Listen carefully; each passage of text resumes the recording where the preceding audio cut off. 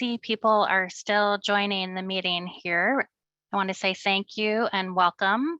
On behalf of the United Cerebral Palsy Research Committee, I want to thank you for joining us today for the UCP Professional Learning Series. I am Tara, a Provider Relations Liaison at Gillette Children's, which is UCP of Minnesota. Today's presentation is a collaboration between United Cerebral Palsy's Research Committee, Gillette Children's, and UCP of Central Arizona. The Professional Learning Series has plans for webinars through 2023, so please stay tuned and check the ucp.org website for updated information, and details on our next presentation will be provided at the end of today's webinar and by email to all of our registrants. Today's speaker is Dr. Karen Harpster, who is a clinician, scientist, and occupational therapist, and has been at Cincinnati Children's Hospital since 2011. Karen is also an assistant professor at the University of Cincinnati and a faculty member for the Leadership Education in Neurodevelopmental and Related Disability Program, LEND, L-E-N-D. She received her master's in occupational therapy and Ph.D. in Rehabilitation Sciences, both from the Ohio State University. Karen evaluates and treats children with neurodevelopmental disorders with a large focus on infants and children with cerebral palsy and/or cerebral visual impairment. Karen's research focus is to develop research and clinical programs for prevention and early treatment for infants at high risk for cerebral palsy and those with cerebral visual impairment. Finally, before we begin today's presentation, please be aware that this meeting is being recorded. We will not be taking questions during the presentation, but you're more than welcome to post your questions by clicking on the chat at the bottom of your screen. And the live Q&A session will begin immediately after today's presentation. Dr. Harpster has put a link in the chat. Please take a look at that. Let us know where you're from. And with that, I think we're ready for Karen to start. Okay, let me share my screen. Like she said, there is a link in the chat. I know it works because I got one response already, just to ask what your discipline is, and then just two other quick questions about your knowledge of CVI. So let me share my screen.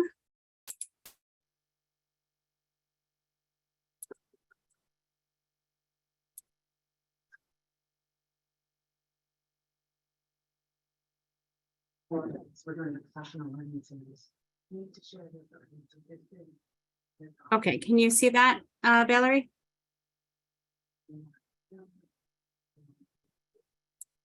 Yes, we can. Okay, and you can see the PowerPoint, not the presenter mode, right? I see the PowerPoint, correct. Perfect. Okay, so this is a QR code. It's the same link that's in the comments. If you want to just let me know what your discipline is and or your knowledge of CVI, I have it up on another screen so I can kind of take a peek. So today we're going to talk about what to know about cerebral visual impairment, evaluation and treatment to improve a child's functional performance. I had a really hard time figuring out whether or not I wanted to be more clinical stuff or more research stuff. So it's a combination of both. So hopefully I meet the needs of the audience. There are three learning objectives. The first is to discuss the evidence for screening and assessment tools used for children with CVI, to review the evidence for interventions for children with CVI, and then to present some intervention strategies used to promote independence in activities of daily living. So far, it looks like a lot of OTs. So what are these, can you see all these banners that are in the way? Or is that okay? So what is cerebral visual impairment? There's many definitions out there. The one that's most recent that is used a lot of the time is by Saki and colleagues, and they define it as a verifiable visual dysfunction which cannot be attributed to disorders of the anterior visual pathway or any potentially co-occurring ocular impairment.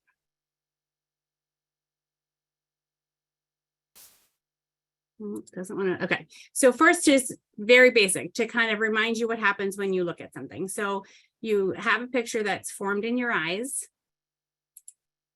That picture is converted to an electrical signal, which is passed along the optic nerves. From there, it's sent to a pair of relay stations called the lateral geniculate bodies. And this is where the processing happens, in the back of the brain. So it's sent from there to the back of the brain, or the occipital lobes, where the picture is actually processed. And then here's another picture. So that processing happens in what we call the posterior visual pathway. So kids who have CVI usually have damage somewhere in the brain, but usually along the lines of the posterior visual pathway. And so why is CVI important?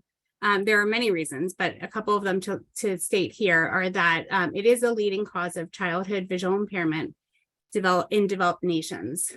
It is very much underdiagnosed. CVI is often unrecognized, poorly characterized, and difficult to quantify. A recent study just looked at mainstream kids who were in school, and they found that 31.5% of kids who were in mainstream classrooms exhibited at least one CVI-related vision problem, and 10.5% of those children had multiple visual issues.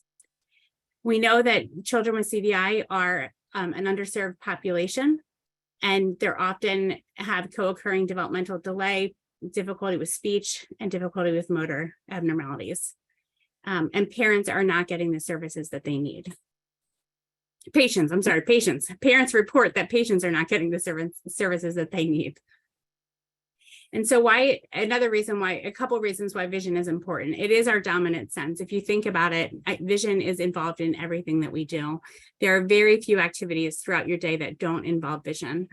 It is integrated with all the other sensory modalities, and it's estimated that over 40% of the brain is committed to visual function, and up to 80% of the brain is devoted to learning through the vision system.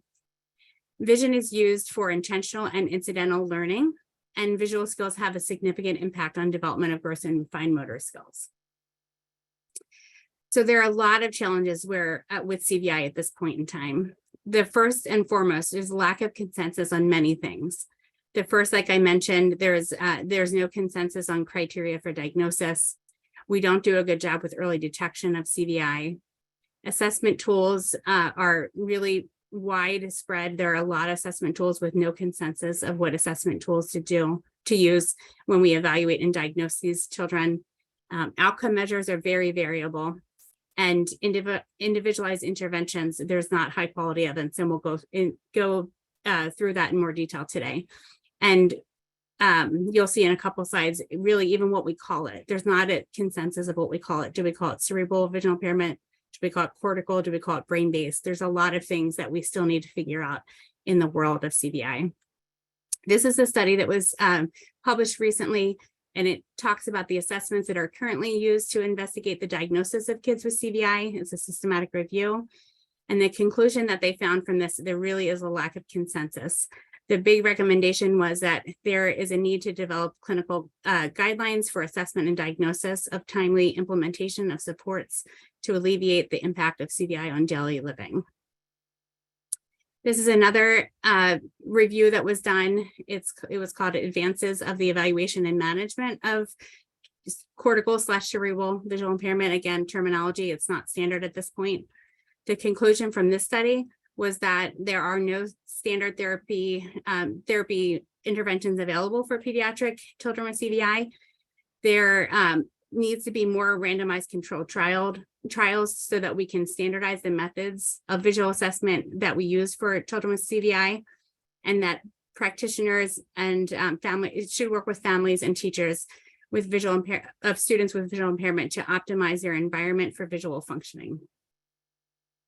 Another study that was done on the measurement of visual abilities for children with cerebral palsy, another systematic review. In this review, they found 10 measures that had evidence for validity and reliability for children with CVI and CP, but they did find that there's no discriminative measure that exists for CP for classification of vision. Fortunately, that has been published since then. And they found that there were no outcome measures valid for evaluation of visual abilities for children with CP. Their conclusions were that there are some measures of vision that are in the body functions area, but we need more assessment measures that are in the areas of activities and participation. The other thing that they concluded was there's a lack of psychometrically strong measures for visual abilities that can be used in clinical practice and in research. So to go back to the challenges, we know that visual impairment and CVI can be diagnosed and it's often unrecognized, especially in kids who are higher functioning with CVI, so they have a more mild impairment. And it's poorly characterized in children who have multiple disabilities. And we know that a lot of kids who have CVI have a wide variety of co-occurring conditions. The other thing we know is that the extent and the location of the brain injury is highly variable. So it makes it really difficult from looking at an MRI or some kind of imaging to predict the functional outcomes or the recovery of children with CVI. The other thing that it's hard is we can't design interventions based on where the injury was in the brain because of the variability of CVI. Another study that came out just recently talked about profiling children with CVI and using multiple methods of assessment to aid at differential diagnoses. And this study concluded a couple of different things that are important. They mentioned that vision plays a critical role in visual development, as well as learning, cognitive, motor development, and interactions with the outside world. They concluded that CVI is not a single diagnosis, but it's an umbrella term for all types of visual impairment due to brain injury or dysfunction. And that's something we kind of came to the conclusion with other disorders like CP and autism spectrum disorder. And that's where the direction of CVI is going. Sometimes you'll see it written as CVIs because it's not just a single diagnosis. There's a wide variety of spectrum of CVI. They concluded that each child with CVI has their own clinical picture and that there is limited public awareness of CVI and therefore a variety of visual capabilities go unidentified. So some of it, you can kind of see several of the papers that I've mentioned already came to the conclusion that there is a lot that we don't know. And there's a lot of things that lack consensus. So we need to get on the same page in both clinical and research for kids with CVI. Another challenge is that children with CVI often have complicated and diffuse brain pathology, and they often have comorbidities, including impaired global cognitive function, impaired speech or nonverbal skills, and impaired motor abilities. And this is where the comorbidity of CP comes along. CP, similar to CVI, is caused by injury of the developmental disturbances of the immature brain, leading to substantial motor and cognitive and learning deficits. CP is the most common motor disability in childhood. If you'll remember, I said CVI is the most common visual disability in childhood. And the perceptual component, including vision, is an integral part of the clinical picture of kids with the newer classification. The incidence of vision problems in children with CP, they estimate that vision problems occur in at least half of the children with CP. Vision problems are underreported due to underreferral for eye exams, especially for children with mild CP. And there's a correlation between the severity of CP and the severity of vision loss. And we know that the entire visual system is at risk for damage in children with CP. So if we kind of think about some summary, there's a lot of summary articles out there, a lot of systematic reviews and scoping reviews. So if you think about where are we in the world of research for CVI, and we really are just at the very beginning, there's a lot of work that has to happen, and we need to kind of come together and build consensus definitions for CVI on a lot of terms. And this is one of them. So as you can see in several of the articles that I mentioned so far, there is not consensus of whether we call it cortical visual impairment, which would involve the visual cortex. Is it cerebral visual impairment that would involve higher order visual processing and visual motor deficits? Do we call it more global? Do we go brain-based visual impairment? And again, there's a lot of debate in the literature about these terms. In the world of research and clinical practice for children with CVI, there are a couple of things that a lot of the researchers are working towards. The first being early identification of visual impairment and diagnosis. We are starting to screen kids earlier, but really, if you look at the average diagnosis of kids with CVI, it's way too late. A lot of times it's after preschool years. We need to get to consensus on how to assess functional vision, regardless of complicating comorbidities. We need to understand what a child is seeing and how they use the information to structure their communication, the information that they're putting out into the environment, into the world, and then their environment. And then we need to accurately characterize visual dysfunction to inform evidence-based early intervention strategies. We need to make sure that instruction falls within the perceptual limitations of the child, enhancing learning, daily living skills, social skills, and mobility. There is consensus that the multidisciplinary approach to care is, where we should start. So a lot of teams here at Children's, our multidisciplinary clinic involves an occupational therapist, an optometrist, and an ophthalmologist, a teacher of students with visual impairment, and we just hired an orientation and mobility specialist. We provide comprehensive evaluations. Again, that's what the field is working towards, a multidisciplinary evaluation, so that we can provide early detection and diagnosis that will inform evidence-based interventions, and that we can maximize the functional independence of these kids with CVI. I changed my slides a bit. I'm not going to go detailed into the evaluation of children with CVI. I'm just going to really breeze over it due to lack of time. But I just wanted to talk about, in most multidisciplinary clinics who evaluate children with CVI, they usually contain a parent interview. So understanding how the child interacts with their home environment, the community environment, the school environment. We get a detailed medical and visual history, and that would include information about common visual behaviors that are seen with children with CVI. And then the assessments would include an eye exam, a caregiver questionnaire, so screening questionnaires, and a functional vision examination.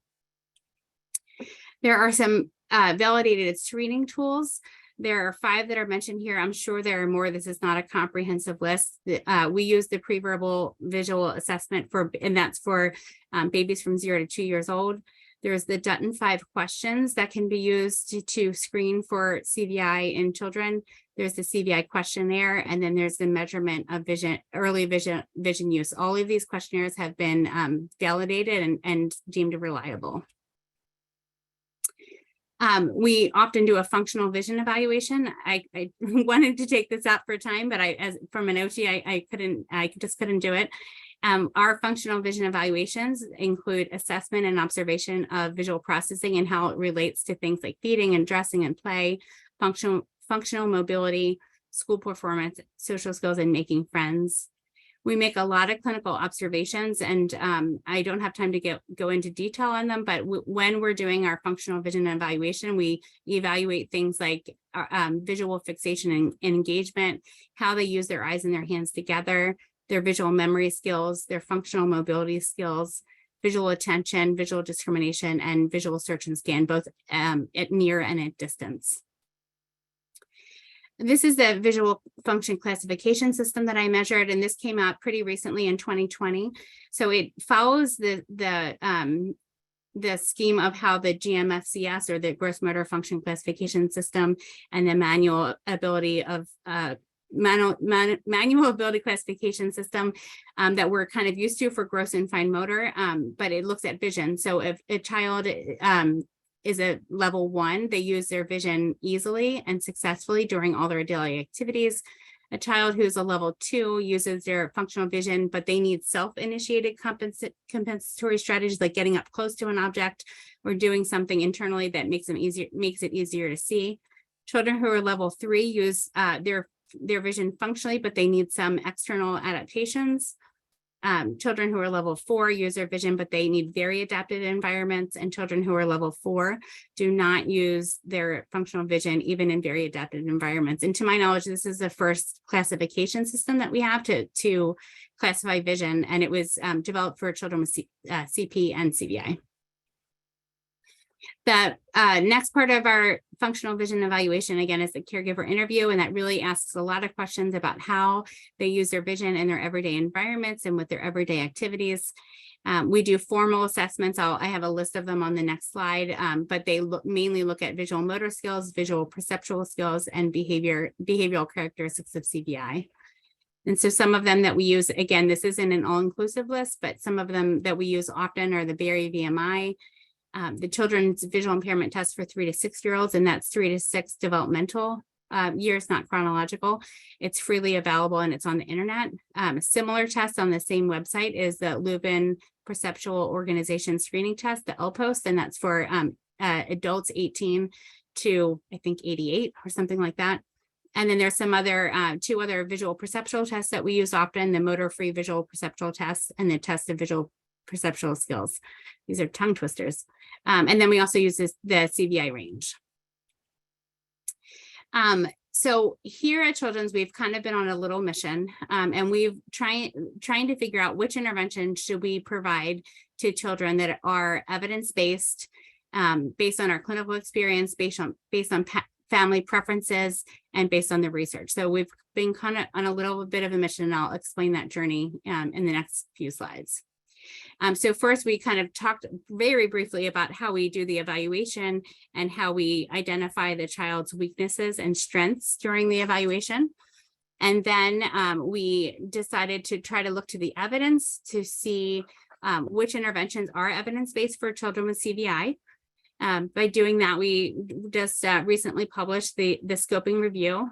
It was titled Interventions for Children with Cerebral Visual Impairment, a Scoping Review. The objective of this study was to examine the nature and scope of the literature on interventions implemented for children with CVI.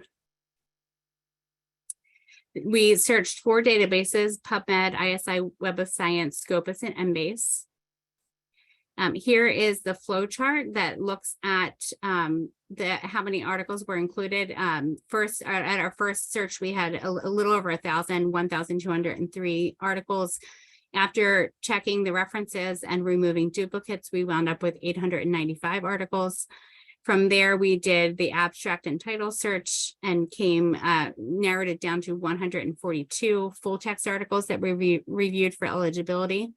And then our final subset of articles was 23 articles. So out of all the intervention articles for pediatric patients with CVI, there were 23, which really isn't a lot.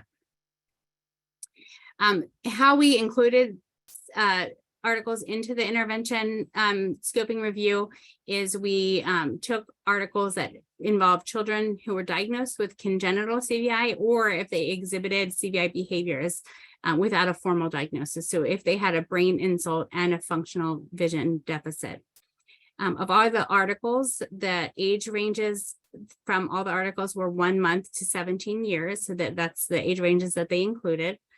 The sample sizes ranged from a case study of 1 to a study with 388 children. As I mentioned before, outcome measures really varied. The most consistent was outcomes of a standard eye exam. So things like visual acuity or contrast sensitivity. There were some outcome measures that looked at functional visual skills. So things like visual attention or visual communication. There was 1 or 2 studies that looked at functional skills. They actually used the goal attainment scaling. So they looked at individual goals of the child. And then some also looked at communication skills. The types of interventions. So we took all the 23 interventions that were in the study and we grouped them into categories. And so I'll go through the groups that we came up with. The first one was visual stimulation program. There were 4 of those. Within those types of interventions, there was 1 retrospective review and 3 case series. And if you're interested in looking in the actual articles, they're all listed in the right column there. And then there was visual skills training, and there were 6 studies there. There was a case series there was 1 case series, and then there were 5 case reports. The intervention that had the most number of studies was task adaptations and environmental modifications, and there were 7. Within those, there was 1 randomized control trial, 1 non-randomized control trial, 1 qualitative study, and 4 case reports. For stem cell transplantation, there were 3. There was 1 randomized control trial, 1 case series, and 1 case report. Then there were 2 acupuncture studies. One was a randomized controlled trial, and then one was a case series. And then the last was transcranial electric stimulation, which was 1, and that was a case study. So as you can see from the table, there really are not a ton of intervention studies that are out there for children with CVI. And the next slide will show us the quality. So with all of the studies, we rated them on 2 different rating tools. One was the Oxford levels of evidence. So you have a higher Oxford level of evidence if you have a better, higher level design. So like an RCT is the highest randomized control trial. And then we also did critical appraisal scores for all of the studies. So as you can see, there were only 3 studies that had high Oxford levels and high critical appraisal scores. So that just goes to tell us that really the level of evidence for intervention studies for children with CVI is really low, and we need to do a lot more to understand how to intervene with these children. So in the discussion, we talked about the majority of the studies were rated as low level evidence, which I just mentioned. The intervention studies may have the potential in the future, but at this point, we cannot generalize and make any conclusions about the studies that are in the scoping review. We need more rigorous studies, some more RCTs or some waitlist control group studies to be able to compare and use a control group. And then the other thing is that there was such a variety of outcome measures, it really was difficult to compare the studies. Really, I don't think 2 studies use the same outcome measure in any of the studies. So we need to come up with more valid and reliable outcome measures for this population. It was hard to understand if the improvements that were observed in the intervention were just natural maturation or if they were because of the intervention. And we won't know that until we have some studies with control groups, so we can understand that concept.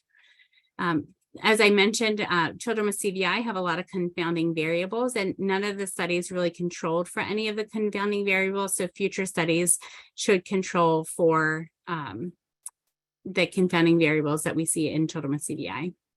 So in conclusion from that, we know that there are no interventions for CVI with strong efficacy that demonstrate high quality controlled studies. With the incidence of CVI continuously rising, we need to further investigate and develop validated intervention methods in the near future. And then, although there is a lack of large-scale randomized controlled trials, the potential exists from the interventions that were in the review. We just need larger, more controlled studies to understand that. Okay, so that's the evidence. So that's how we got into the evidence. So we don't really know from the evidence what we should do with these kids. We know that maybe we can try task and environmental adaptations, some of the other things, that visual stimulation. So then we went to caregiver. We went to figure out what the caregiver priorities were for children with CVI.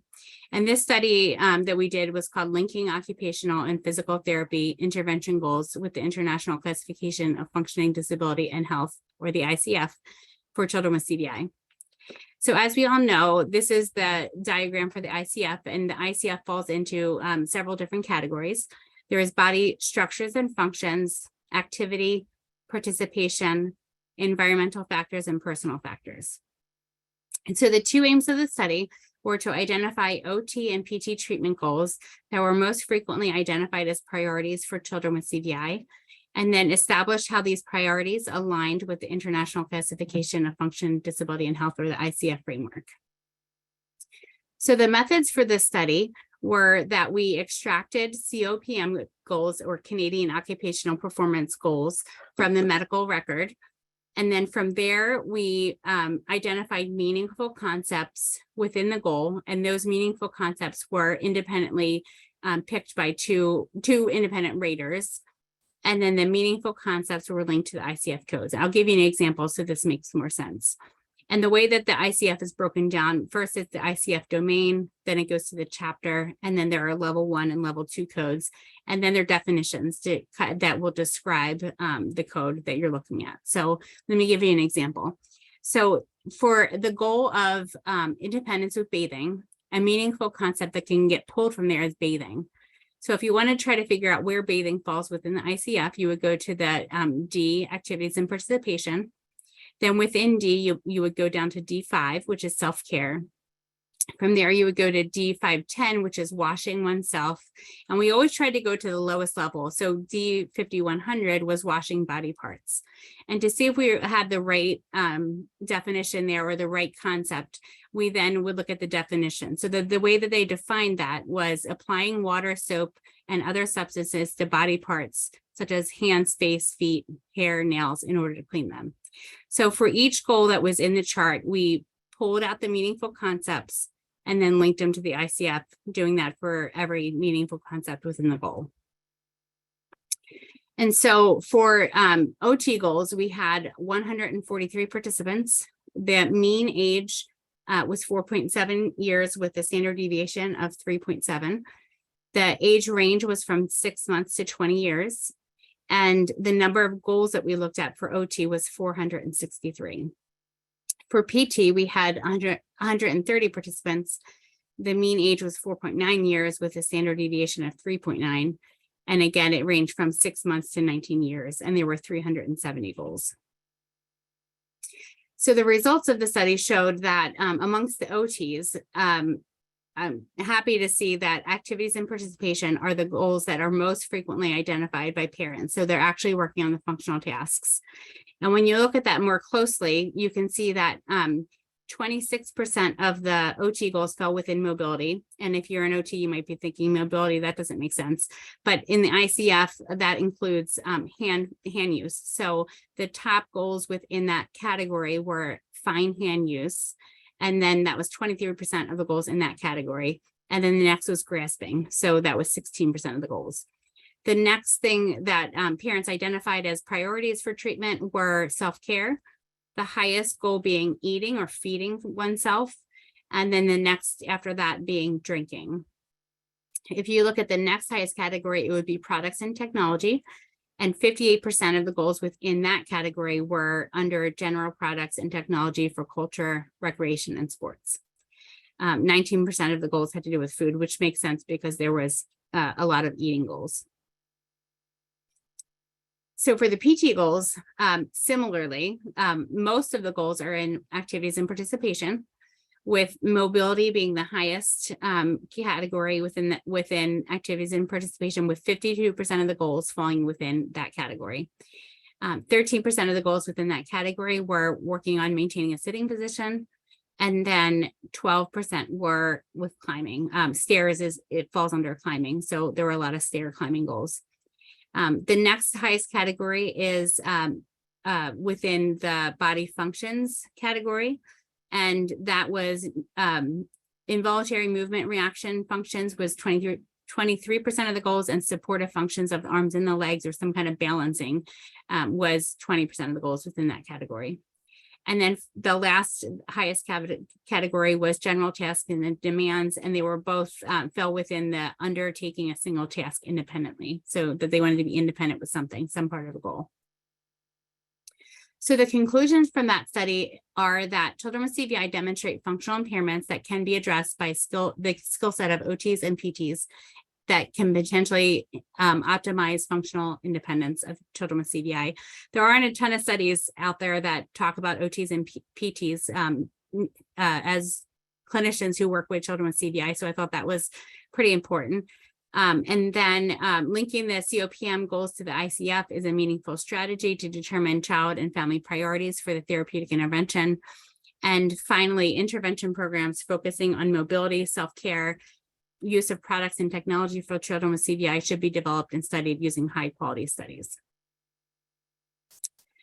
The next study that we did was to, again, first we looked at what was in the evidence, then we looked at what were the priority goals that parents identified, and then we just wanted to get feedback from the caregivers of children with CVI. So we just recently published this paper, which is labeled, "Even though a lot of kids have it, not all people have knowledge of it, a qualitative study exploring perspectives of parents of children with CVI." Even in our paper, we wrote cerebral / cortical, we couldn't decide. So the methods for this study was that we used virtual focus groups and online questionnaires to understand the perspectives of families of children with CVI. We used constant comparison analysis to analyze the focus group transcripts and extract the themes. And then we used the PDCAT, an online questionnaire, to characterize the population. From the data, we found 4 themes and 13 sub-themes. The themes were awareness of CVI and its impact on families, parent experiences of having a child with CVI, child factors and functional implications, and supports that enhance child development and vision. Although I wanted to give quotes for in each of the subcategories, due to time, I picked 2 of the most common themes. And so the first one would be the theme was that there was a lack of education about CVI. And so these are just 2 quotes from parents, and I'll just read them to you. The first one is because CVI, despite the fact that it's not uncommon, most people don't know very much about it. So we've taken the lead on educating her teachers about who she is and what her needs are and what CVI is. The second quote that stood out to us was that one parent that said, CVI is kind of presented to us as a back burner issue, but it feels just more appropriate if everybody has an understanding that she's not going to crawl across the carpet if she can't see the toy she wants. The next parent had a quote about social skills, saying that another thing that has been consistently challenging for her throughout the entire experience is facial recognition. She can't find her friends when she's in a crowded place. She's cognitively typical, so she's aware that she's having this challenge with friends. It makes her very anxious. For a quote about education was, as much as the CP limits her, vision limits her almost more because she can't see all the learning materials that everybody else is seeing. And then the final quote that I'll talk about today was a parent who said, my daughter goes to the pantry every day. I got containers trying to make it more organized for her, but she just dumps out the container on the floor looking for a snack. So all of those quotes just tell us how important vision is, and it's something that we need to focus on for kids who have CVI and or kids that have CP. This is the figure that's from the paper, and we looked at the relationship between the parents felt between the provider awareness of CVI, meaning school and medical, and the quality of care that they perceived. So from the parents' perspective, those providers who had low CVI awareness led to suboptimal care. And so some of the things that they mentioned within that were delayed diagnoses, need to advocate for the parent and the child to get supports. The parents need to educate themselves and their providers. There's an increased caregiver burden, and the providers were not accounting for the child's visual needs during the interventions. And then if we look at the opposite side of that spectrum, the parents felt like the providers who had a high awareness of CVI led to better care, meaning that they had a more timely diagnosis. The parents and the child had access to supports. The better parents understood CVI strategies. There were decreased parent caregiver burden, and then individualized interventions for visual adaptations that promote better functional outcomes. So again, lack of awareness is kind of a theme that we see in the literature, and that we kind of need to have a better awareness overall of CVI and how it affects all aspects of a child's life.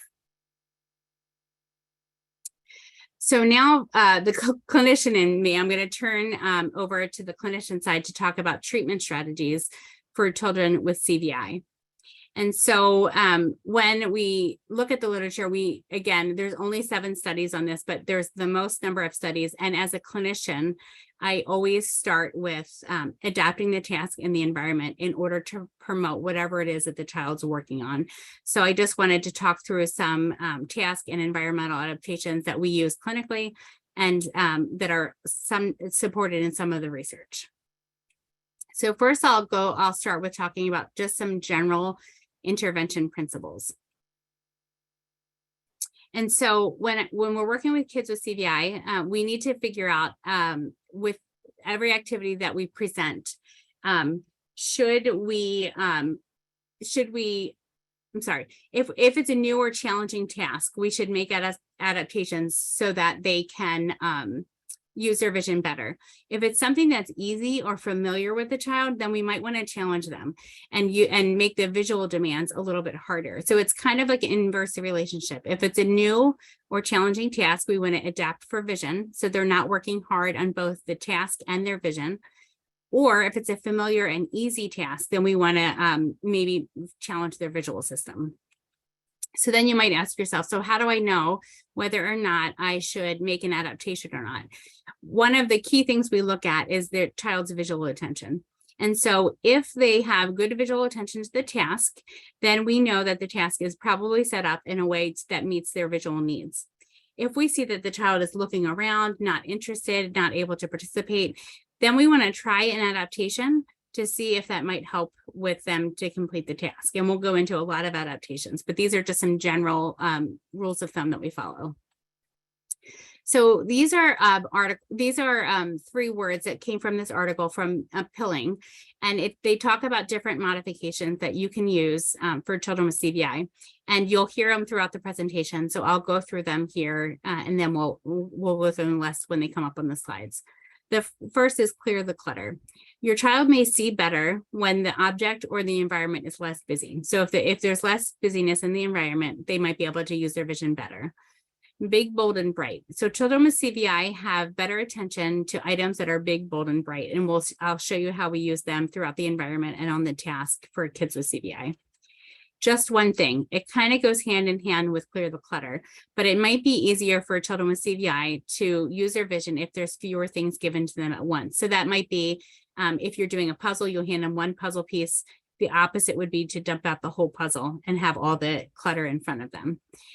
Show it high. So a lot of kids with CVI have difficulty with the lower visual field. So if we pull things up into the upper visual field, it makes it easier for them to use their functional vision. The next is give me time. So children who have CVI, like I mentioned, they have difficulty with the processing piece of vision. And so children might need extra time to visually process what it is that they're seeing. The next is eyes or ears. So children who have CVI, because their vision is not their dominant sense, they have a hard time looking and listening at the same time. So that might be thinking about the noise in the environment when you're wanting them to use their vision. The next is my vision varies. And this just tells us that the child's vision can change throughout the day. And that can be based on the environment that they're in. Like I just mentioned, the sensory things that are happening around them, how tired they are. There are a lot of things that can interfere with their vision. So knowing that that can happen is important throughout the day. Some kids see better on the left or the right. So that kind of goes with the visual field. Keeping things still. So movement can be distracting. So we can use movement to capture a child's visual attention, but we also know that it can be distracting. So there are times where we want to keep things still so that they're not distracted. And finally, the last one is keeping it short. So children with CVI may demonstrate better attention to activities that are shorter in duration. And that article is really helpful. It's the references down there on the bottom. So when we're working with kids with CVI, there are a lot of visual behaviors that we might recognize. And so I'll kind of go through the list and what we think that might mean. So you have a child that is doing an activity and they might be looking away, or they might not be able to attend to the activity. And what that might tell us is that the task is too visually challenging.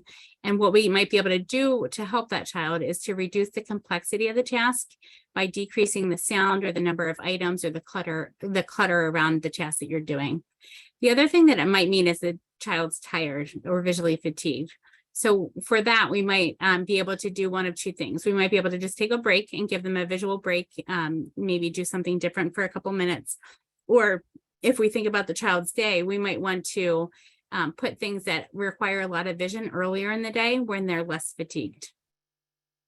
The next thing we might see is that there's a delay in looking or engaging with the object or activity. And so what that might mean is that the child just might need more time to process. And so what we might be able to do is just give them that extra processing time. So kind of be quiet and wait, or we might need to clear the clutter or use simpler toys or toys that are familiar to them. The other thing we might see is that children might close their eyes or avoid a task or an activity.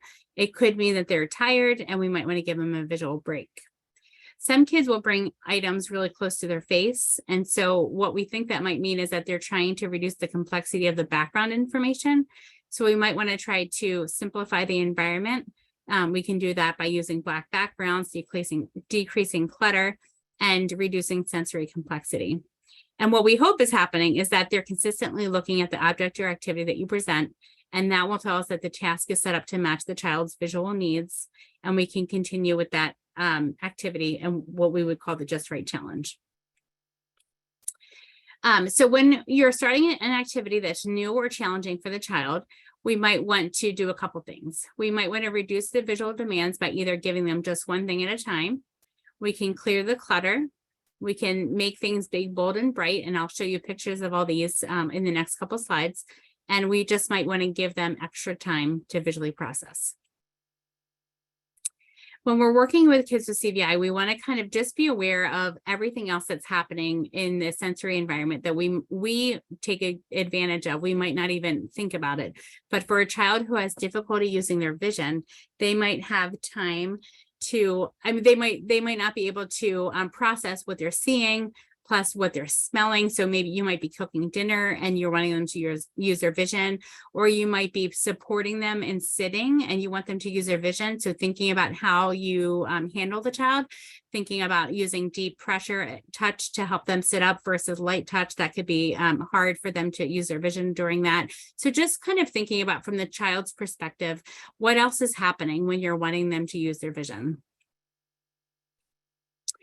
I like to try each activity without modification first. So if I present an activity to the child and they can complete the activity, that tells me that no modifications are needed. If I see the child is looking around, or if they're overshooting or undershooting a target, then that might tell me that I might want to try a visual adaptation to see if that helps with their visual attention or their accuracy with their grasp and release. So these are just some really simple ideas to clear the clutter. So a black trifold can be easily put up so that the child can block out some movement that's behind them, or if there is a busy environment beyond where they're sitting, that can just be an easy way to decrease the clutter. Using black foam mats or just even a blanket on the carpet might be helpful for a child if you have like a busy oriental rug or something. So just really being aware of the environment that you're asking the child to use their vision in. If you have a busy like bookshelf or a toy shelf, you might want to just put some black background up so that that kind of takes out some of the clutter in the environment.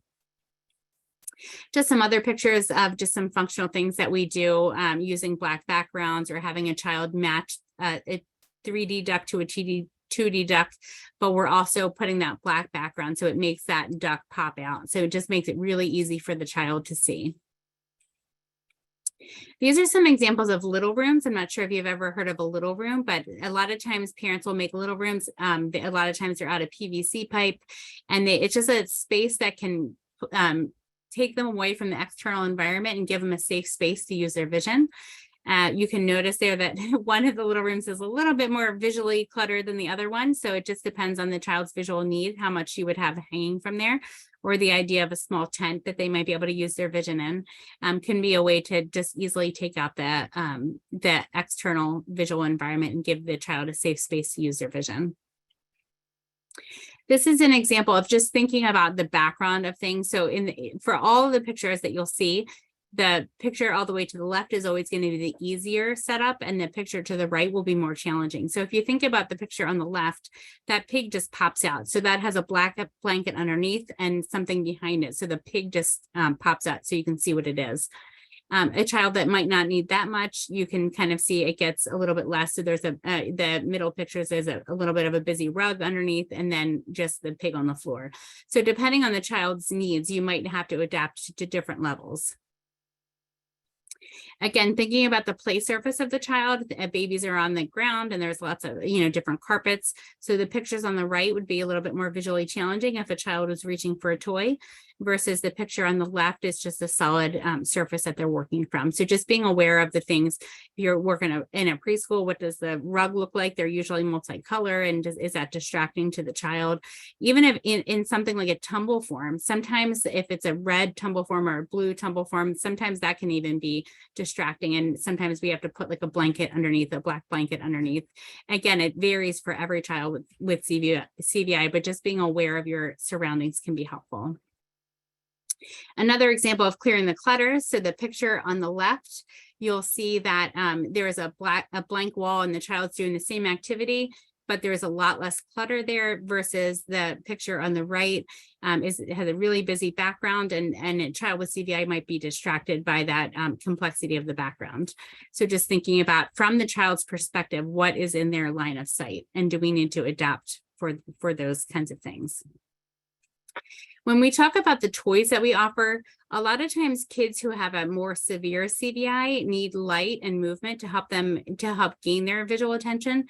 So we get a lot of things from the Dollar Tree. So we use my favorite thing to use is a light up slinky. So just a closet light with a slinky, and that movement and the light will help capture visual attention for a child. I like things that are the light strands. So the pumpkins are really good for kids who have a difficult time reaching, because they can see the strand by their eyes and they can feel it by their hands. So it's really long, and it gives them a visual target and a motor target. And then the things on the right are all multicolor. So they might be hard for a child who has a more significant CVI.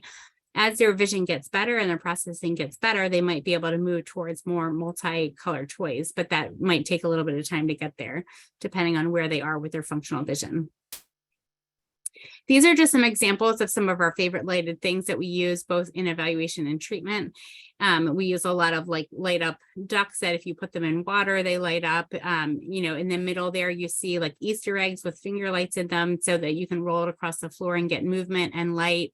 We use finger lights on like spoons or forks if you want to capture the child's visual attention when you're doing feeding activities. We use a lot of, you can get a light board, which the top center picture is a tracing board. They're much more inexpensive, and you can plug it into a USB port and use a tracing board as a light box. They're a little bit more convenient than the big old light box that you will sometimes use. And then movement will help gain a child's visual attention. So these are just some things that we use, a lot of mylar things. So that shininess kind of helps grab a child's visual attention, or if it's physically moving, that can also be helpful. So movement can help capture a child's visual attention. So that might be something if a child's having difficulty visually engaging or reaching for a toy, you might want to use something shiny that appears as if it's moving.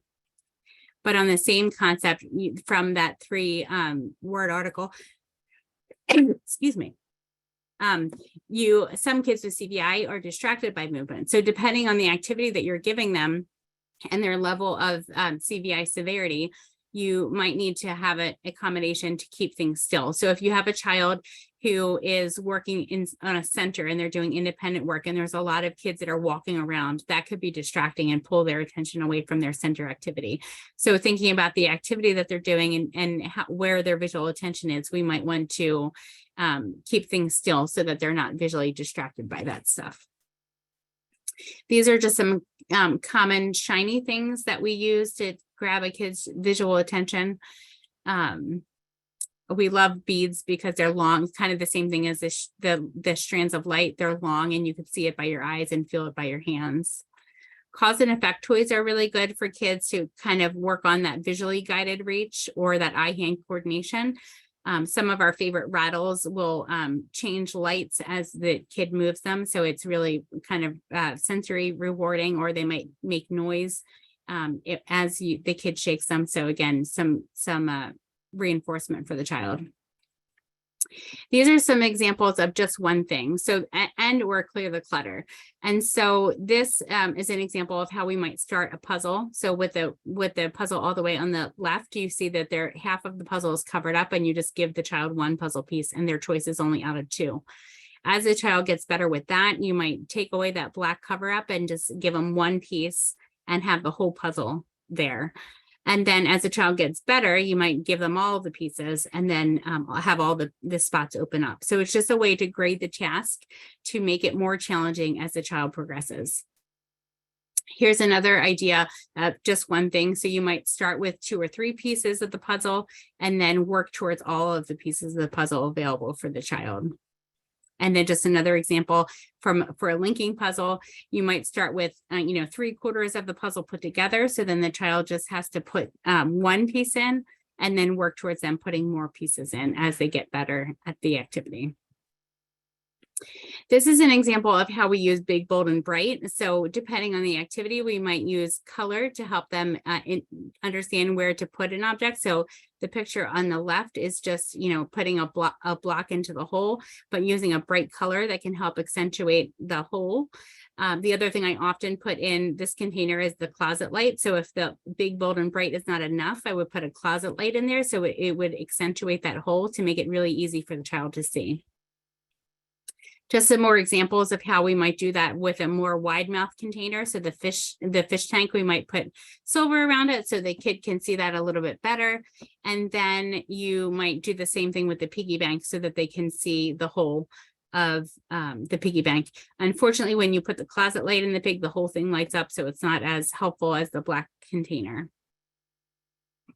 We also use big, bold, bright when we're thinking about the lower visual field. And so we might put some tape on the edge of the step so that they can see where the step begins and where the step ends.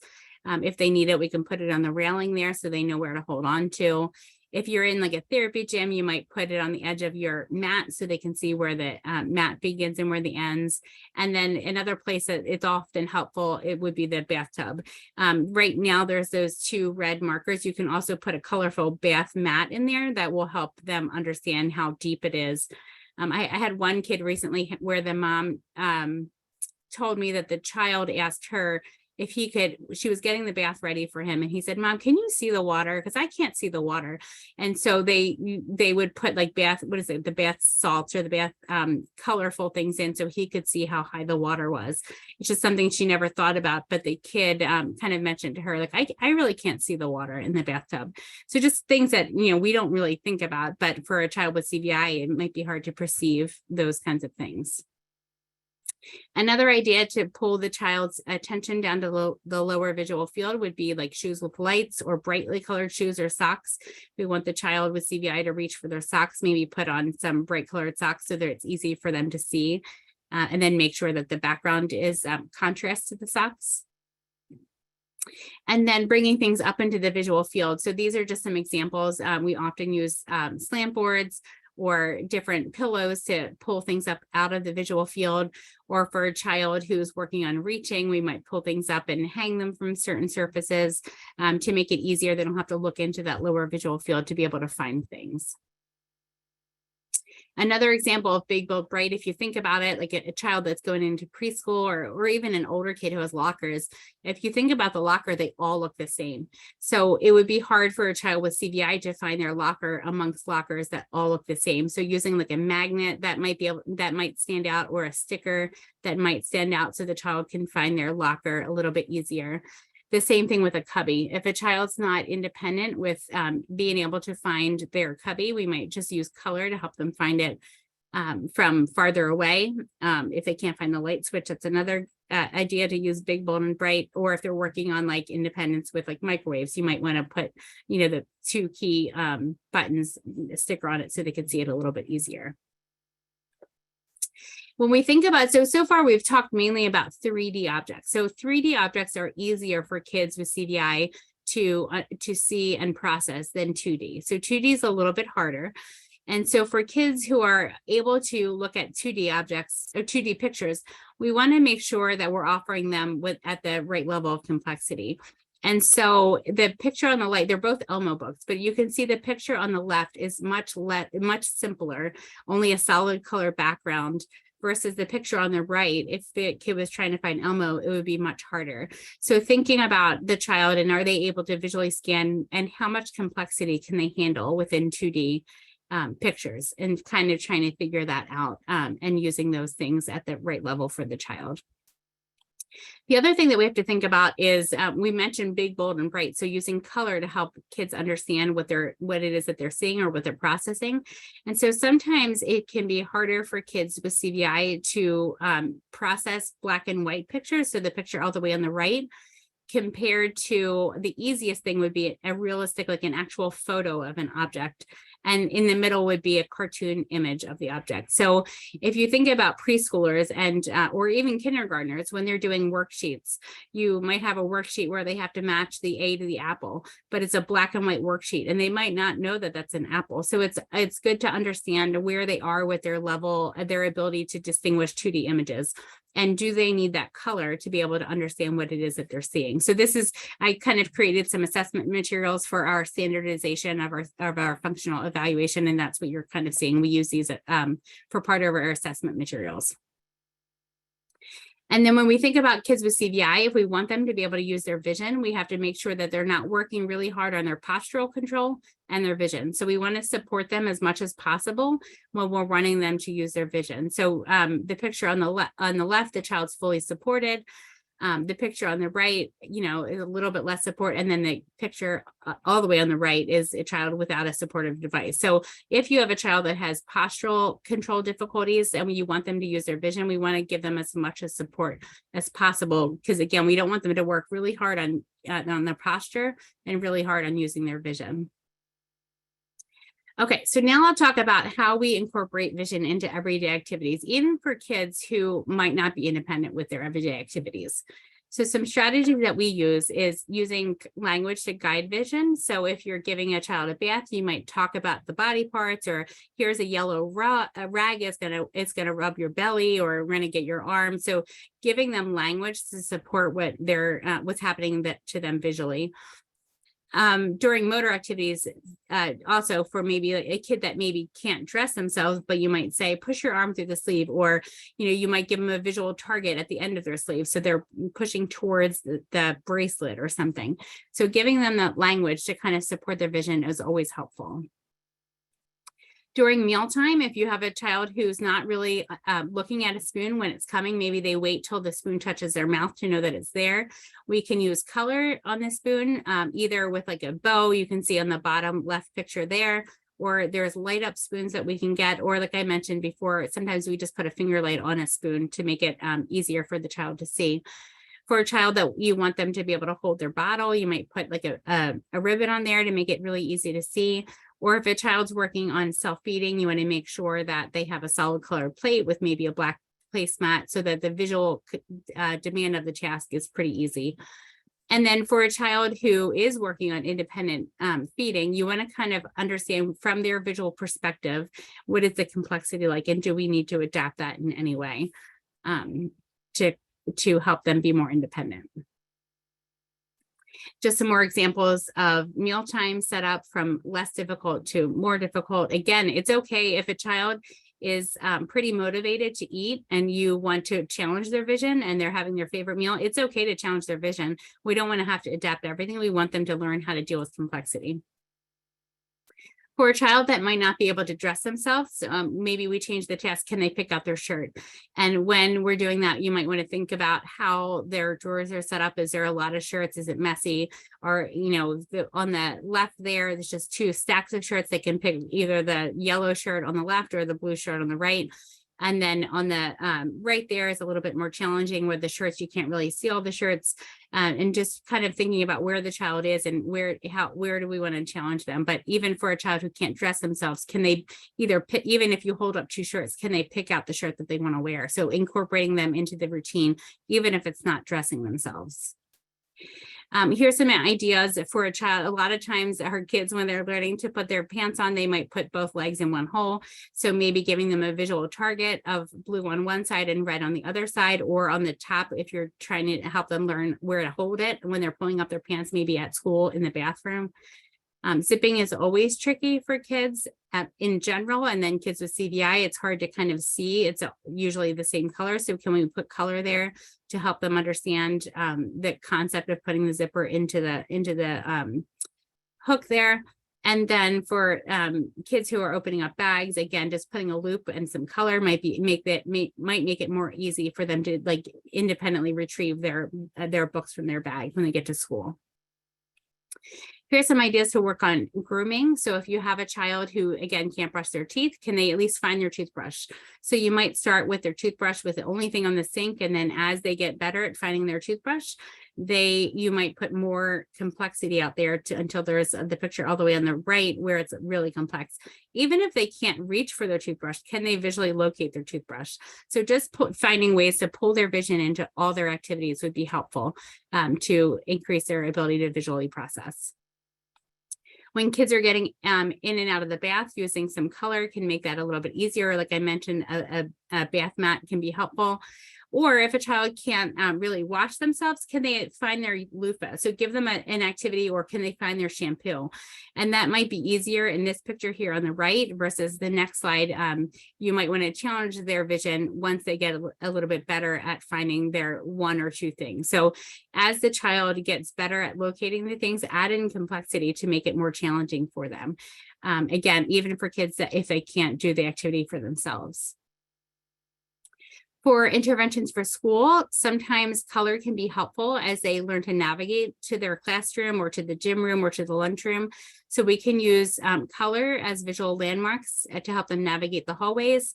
We can use that on the outside of important classrooms. We can utilize it on their locker or cubby. I think I showed you an example of that already. The other thing we can do for kids as they learn to navigate the hallways is we can have them navigate, 5 minutes before the bell rings, so there's not so many kids walking towards them as they're trying to find their different things. So that's another strategy that we'll often use, or 5 minutes after the bell rings, so they're navigating without as much complexity and or noise. With school environments, there are a couple reasons why we would encourage the teachers to let the kids with CBI sit up front. One, because distance vision is harder. So looking at details from a distance is often harder when you're farther away. So they might be able to see the materials better if they're up close. The other reason is because we mentioned movement can be distracting. And so if the child's sitting behind a child who has the wiggles, they might not be able to pay attention to the teacher because their brains are kind of looking at the movement in front of them. We also might want to make sure they're turned away from the window or the busy hallway so that they're not distracted by those things. And then we want to make sure that there is minimal distractions in their workplace. So that's where we might want to use a trifold or putting them against the blank wall, or if they only have the items that they need out on their desk, so there's less complexity while they're doing a schoolwork. We can make the visual demands easier when we introduce new concepts by using things like manipulatives or light box. During circle time, we might recommend that the child has their own book, so their own set of materials, so that they can look at things closer and look at the more details. Some teachers will even take pictures of the book on an iPad because you can zoom in on things. So for example, saying they're reading a book about a green monster, you might take a picture of the green monster and zoom it in so the child just sees the character and not the complexity of the rest of the book, so they can still be engaged like their peers. If they're transitioning to a new classroom, some things that we might recommend would be to take pictures of the new room without the children in it so they can kind of see what their classroom would look like, or even explore the classroom without the kids in it so they can get a feel for the classroom without the complexity. Kids who are ready to read but need decreased complexity, we might use reading guides. There are some that you can make to make it easier, or there are some that you can buy off the internet to help you out with that. For kids that are learning to form their letters, we can use things like handwriting without tears, but on a light box, and have them form the letters before they are learning to write their letters. And again, using the light can be helpful in these situations. We can put less information on a page. So that's an example of changing a worksheet around so that A, the problems are more spread out, and B, there's highlighting so they know where they should write the answers to their problems. Some more examples of how we can reduce the complexity of worksheets. So on the left, you see a black, I don't even know what you call that. It's a piece of fabric with a hole cut out of it, so they can move it and only see one or two problems at a time. Another easy fix is to have a manila folder and cut some flaps so they can open one or two flaps at a time. or they can have a big box with a big, the middle cut out so that they can highlight only a couple problems at a time.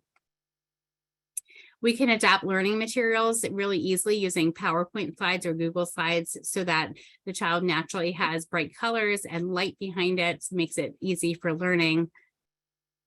Some kids with CVI have difficulty recognizing their caregivers. And so there are a couple of strategies that we use for that.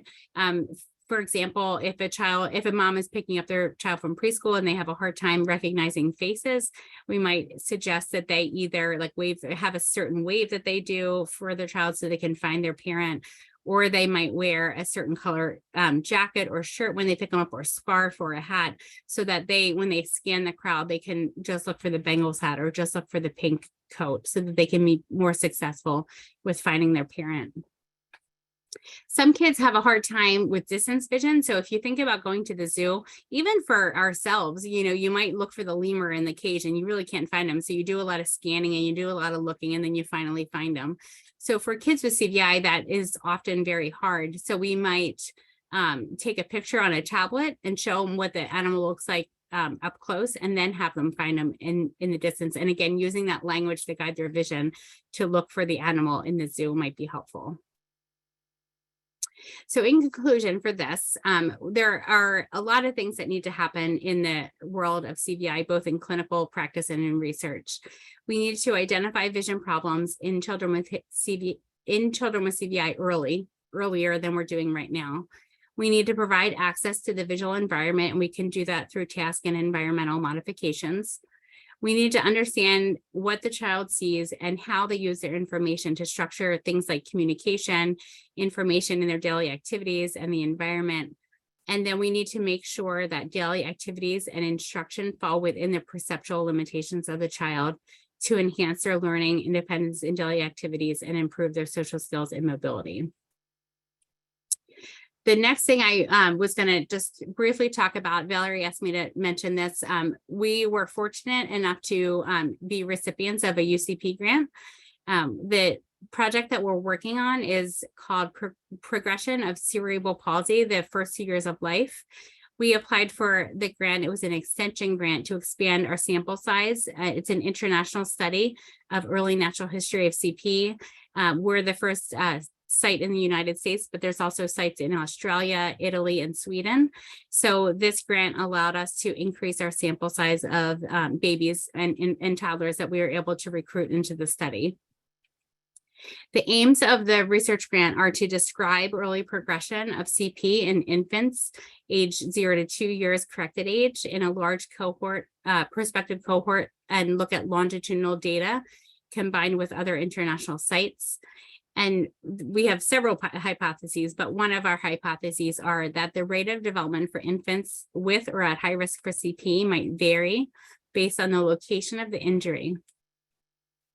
Here's just a really cute, I think I have to hit it, video of one of our, oh, it's not playing, that's sad. It's a really cute video of some of the assessments that we are doing with this child. Let me try one more time. Is it playing for you guys? It's playing over here. Hold on, let me try one more time.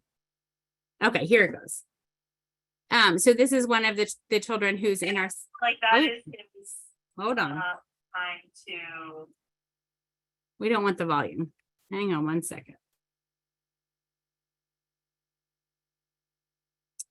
I think I did that right. Let me go back. Come on.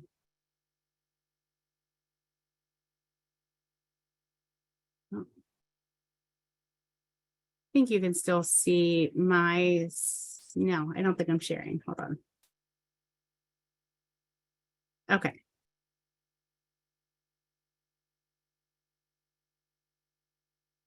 So this is a cute video of one of the kids who's in our study. I don't know if you can see my screen. I'm used to Teams and I can see a red box, but I'm not sure if you see that. Valerie, can you tell me if you see that?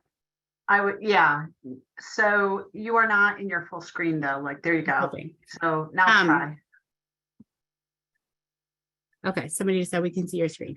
So what we're trying to do is we're looking at assessments of a lot of different assessments.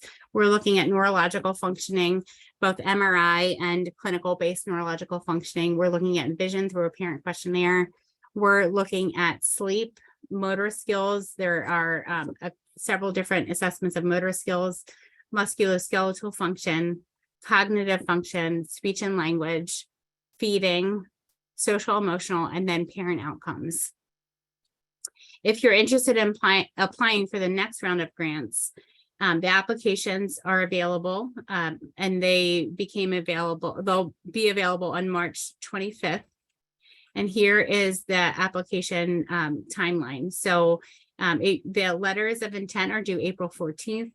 The full application requests will be made between April 21st and 25th. The applications are due by June 9th. Notification awards will be due sometime in August, and then the grant funding period will begin on August 1st. So now I'm going to show you one cute video of one of my friends, and then I am going to answer questions. So just a kind of a video in action of some environmental modifications that I use in evaluating these children. So let me grab it.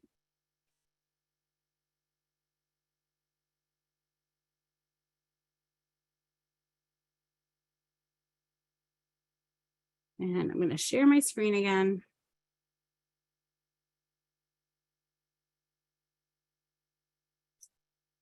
And go into full presentation mode. Oh, it jumped back. Okay, hold on.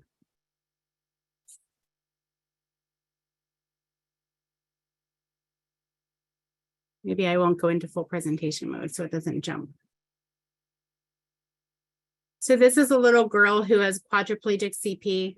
She has a lot of dystonia, and we're trying to get her to notice what it is that we're showing her and or reach for it.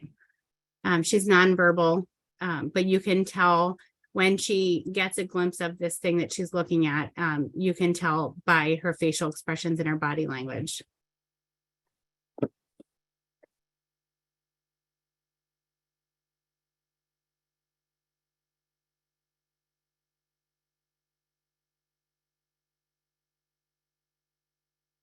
And then another video of the same little girl. We worked for a while in the dark. This was a reevaluation. This is the second time I met her. And we worked for a bit in the dark. She was able to warm up her vision. And eventually, this is a familiar toy. They brought it from home. So you can tell as soon as she sees it, she's able to recognize it, and then she wants to hold it.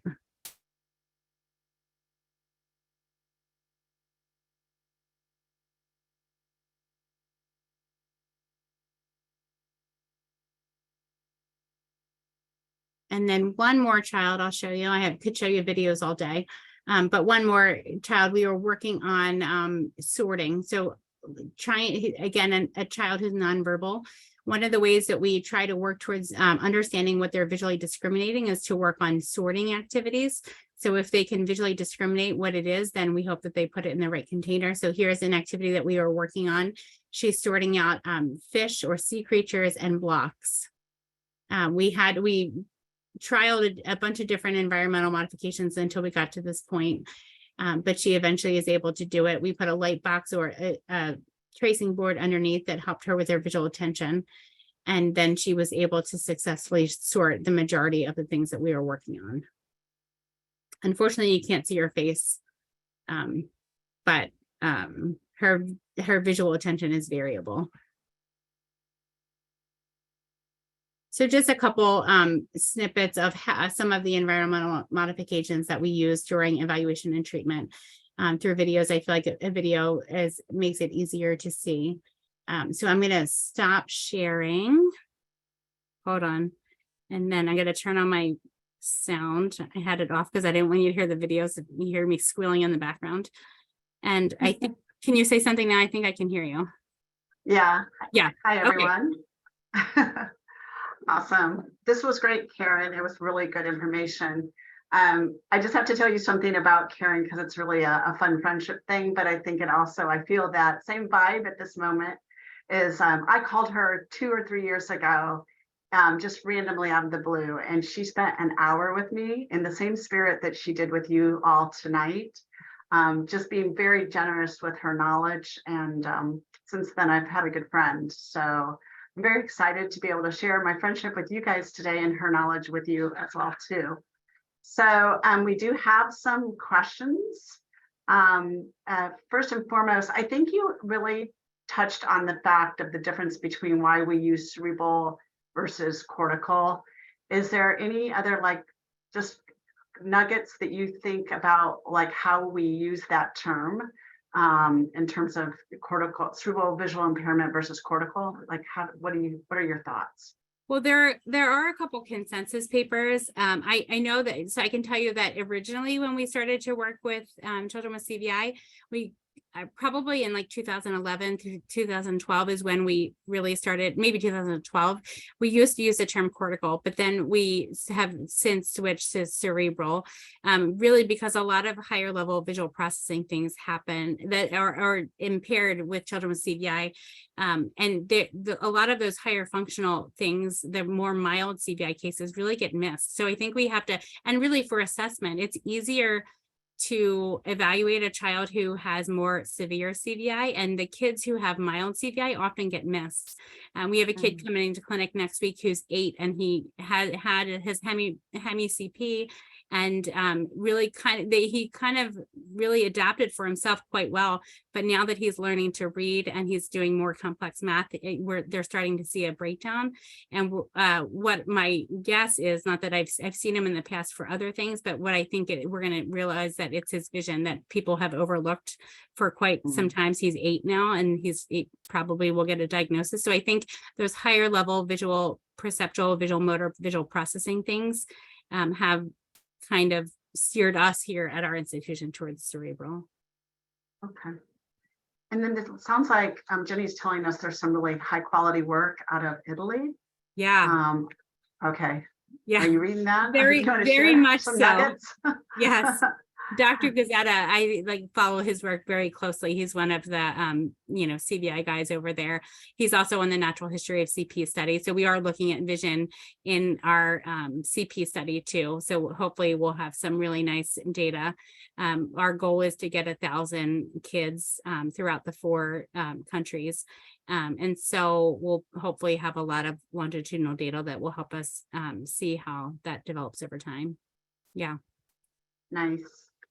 There's a question from Alexa, and she's asking if what are the differences in assessments, interventions for CP congenital CVI versus traumatic brain injury that results in CVI? Yeah, I would say that the assessment and evaluation isn't any different. Clinically, what I see is that there might be a difference in progress. So kids, like we unfortunately see a lot of babies who are shaken babies. The progress might be a little bit slower. This is just from my clinical perspective as I follow them over time. But the way that we evaluate them is no different than a child with congenital CVI. We look at the same things that we would for both situations. Okay. And then Jessica's asking, can you discuss the role of OT versus the role of teachers of the visually impaired in relationship to ZVI or other visual diagnoses? Yeah, that's tricky because what we have here, what I would love to see more often is more of a collaborative relationship. It shouldn't, like, I feel like a lot of times it's us or them, meaning OT or TVI. We have a TVI in our clinic, and so we just try to work more collaboratively. I draw the line. I'm an OT. I think we said that.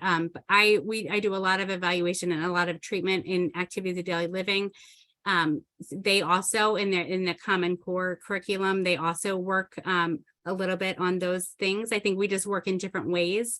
They seem to do more of a consultative model and teach the teacher and teach the whatever, whereas kids who I see, we do more direct one-on-one training with those kinds of things. So I think that we should be more collaborative. Right now I'm working on a book chapter with a TVI and an ophthalmologist, and so that's one of our main goals to kind of get out there, is it shouldn't be one or the other. We should work in collaboration. I tend to draw the line when parents will ask me, well, how do I get a child to read? Like, I can talk about accommodations for reading, but I don't know how to teach a child to read. That's beyond my scope of practice. And that's where I'll call Kelly as our TVI. I'll call Kelly in and say, hey, will you do a reading assessment on this child? And can you give the mom guidance? Or the parents will ask, what curriculum should I use for reading? That's not my experience. I can tell you how to adapt or maybe to use a slant board, but I just try to stay within my scope and be collaborative with our TVI. And I think we can work nicely together. And so Liz asks, she noticed a lot of red items being used with the intervention. Is this the color of choice intentional? And if so, why? No, it's not. I think when you read about CVI, people think that red is the thing. I honestly never noticed that. I think a lot of the pictures, some of them are our toys that we have here. Some of them are from the internet. So I can tell you that maybe that's why. In my personal experience, I feel like what's more important for kids that are reliant on big, bold, and bright is light. So usually when kids need light or movement to see something, it doesn't matter what color the light is. It's the light that helps. So in my experience, in general, I think that light is more important or movement is more important.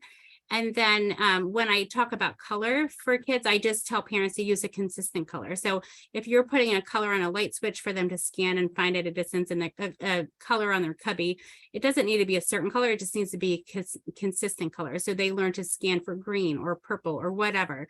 So I think that we do evaluate that. I do show kids different colors and I try to assess, is their latency different for different colors?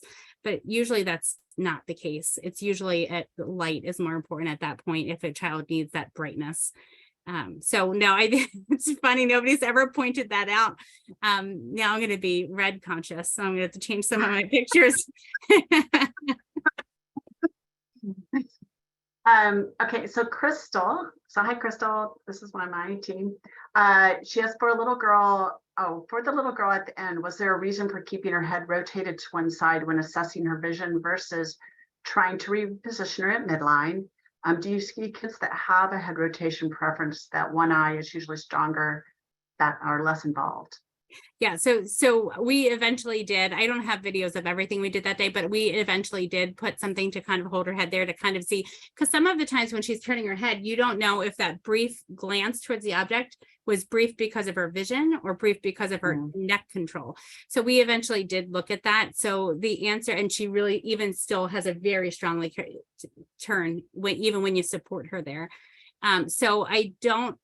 Again, I don't see her on an ongoing basis. I've only met her twice. But I think that's something I try to factor out when I do the evaluation. If I hold her head here, does that change her visual attention? Or so is it a muscle thing and a motor thing, or is it a vision thing? And so for her, I think it's that's a motor thing. She has that preference. It's very strong. But it's something, and some kids do have a preferred eye. So the answer to that is yes. When we do our multidisciplinary clinic, we do a 2-person confrontation to look at visual fields for all the kids. And that's something we'll look at to see if there's a visual field preference or if there's an eye preference. A lot of times kids will have that neck turn if they have nystagmus to kind of quiet their nystagmus. So it can happen for many different reasons. And yeah, good observation. So it looks like we just have a comment. It looks like some others are also doing some co-treating as well too, with like a physical therapist or a TVI. So that's awesome. Okay, we are up it's 5:31, but I want to just remind all of you. First of all, thank you, Karen. You're welcome. You'd be fabulous. I just wanted to just remind you all that there will be a survey about today's presentation. So all of you are eligible for CMEs and you will receive a certificate. In fact, the survey is just there to the left of your screen if you want to just scan that. The link of today's recording, a link to the recording of today's presentation and even previous ones is found on UCP's website. So www.ucp.org. Just click the research tab at the main menu. And I think I told some of you the events tab, which I think that also might be the case. So we do have some really amazing presentations lined up for this upcoming year.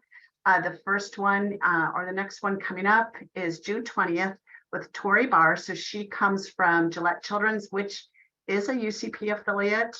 The presentation is Pediatric to Adult Healthcare Transition, Developing a Partnership to Help Patients and the Healthcare Team Thrive. So Tori's amazing. So I think you'll enjoy that as well. And then in September 21st, we have Lisa Pinson, and she is talking about the role of perception, action, and learning implications for assessment and intervention of children. Any of you went to the CPF conference, Lisa presented there.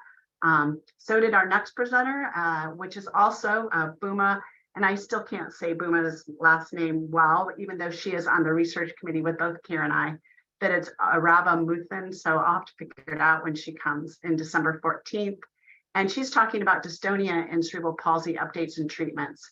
So if any of you know, that is an area that still needs much research, and Booma is an expert in that area. And so that'll be really valuable for any of you that treat those children. So that being said, thank you all for joining us, and we appreciate it. We look forward. If you have any feedback, when you get on to after you've filled out your survey and you still have more feedback or you have comments, just make sure you email us at research@ucp.org, and we'll make sure to respond to you. And we will see you all on June 20th. So have a good evening, everyone.